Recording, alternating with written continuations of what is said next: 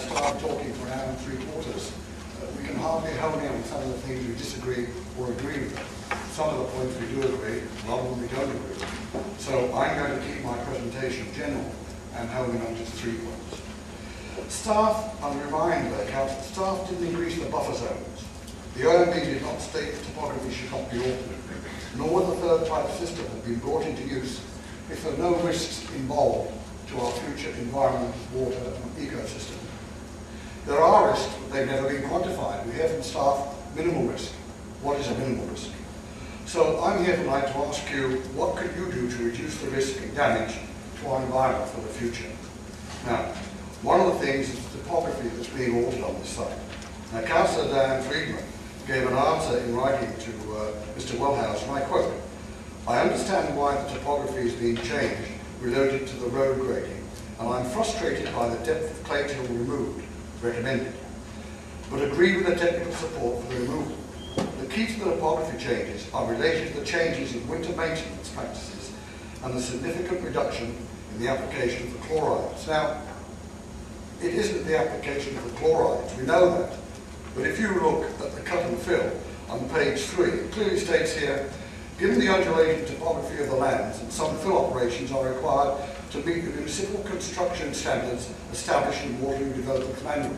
So we're altering the topography so the builder can meet the requirements of building, i.e. increase the density. And secondly, in Germany, they had no salt on the road for 10 years. Has anyone in region or city here looked at what it would cost to use other items which are available that don't contain chloride? It might save a lot of money on road repairs and be cheaper in the long run. It certainly is more dear than salt at the moment, but I think over a period of time, study these features. The other point I want to bring out,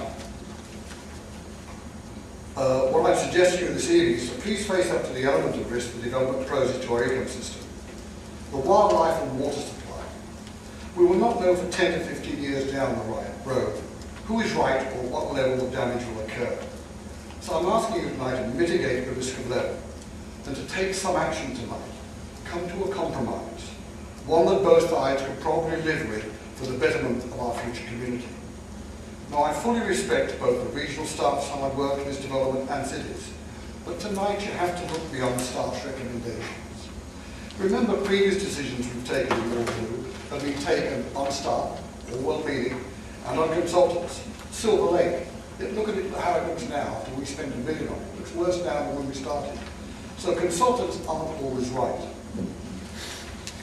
Tonight must not just be an exercise in public relations, where you let us, the public, vent our feelings and views, but take no action.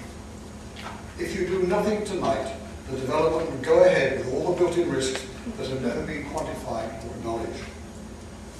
And although I've heard we've got plenty of water and there's no problem, then why for the past 3 years have we had to contend with summer watering restrictions? Yet building growth continues throughout the region without a stop. Sustainability in water is most important. Now, I suggest that one of you have the courage this evening to put forward a motion to council so that some action can be taken. And the motion I suggest is this: that in consultation with the developers, the density of the development be reduced by 18 to 23%, thus negating the need to greatly alter the topography of the land. Certainly you can do that if you look at using an alternative to salt. Further, if staff after the said reduction in density still recommends the third pipe system, then the developers should be responsible for the maintenance of the system for at least 10 to 12 years, because you won't have any maintenance of this system in the first 2 years, which you have in the present agreement. 30 seconds, Mike. Okay. Now, none of this concerns regional government. This can be done direct by you and the developers. And if nothing is put before council tonight, then this evening, then on our part, all the presentations, the evening has been a political one, and we needn't have come and wasted our time. We'd like to hear from you, your individual views, and take a vote on something. Put something on the table that's going to help. If you don't do that, we don't go forward.